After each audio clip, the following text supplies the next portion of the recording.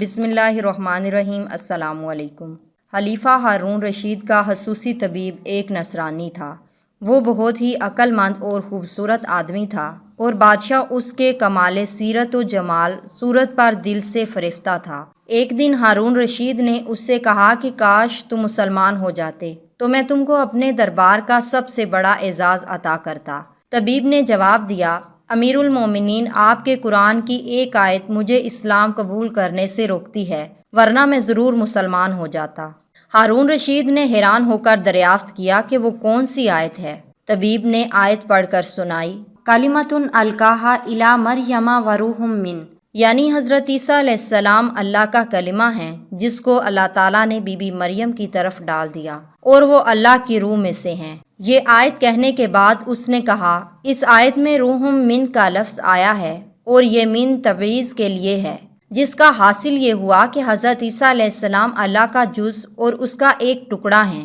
طبیب کی یہ بات سن کر ہارون رشید کو بڑا رنج و صدمہ ہوا اور اس نے اپنے دربار کے تمام علماء کو طلب کیا تاکہ طبیب کے اس شبہ کا ازالہ کریں، مگر درباری علماء اس شبہ کا جواب دینے سے قاصر رہے اور ہارون رشید رنج و غم سے بے قرار ہو گیا۔ اتنے میں اسے پتہ چلا کہ مفسر علی بن حسین مروزی حج سے واپس ہوتے ہوئے بغداد میں ٹھہرے ہوئے ہیں۔ ہارون رشید نے فوراً انہیں اپنے پاس بلایا اور اس معاملے سے آگاہ کیا۔ آپ نے فرمایا، اے امیر المومنین، اللہ تعالیٰ خوب جانتا ہے کہ یہ خبیث نصرانی آپ کے دربار میں مجھ سے یہ سوال کرے گا، لہٰذا میرا ایمان ہے کہ ضرور اللہ نے اپنی مقدس کتاب میں اس شبہ کا جواب دیا ہوا ہوگا جو اس وقت میرے خیال میں نہیں آ رہا، مگر میں انشاءاللہ تعالیٰ جب تک اس کا جواب قرآن ہی سے نہ دوں گا، اللہ کی قسم میرے لیے کچھ کھانا پینا حرام ہے۔ یہ کہہ کر وہ ایک اندھیری کوٹری میں داخل ہو گئے اور دروازہ بند کر کے قرآن مجید کی تلاوت کرنے لگے،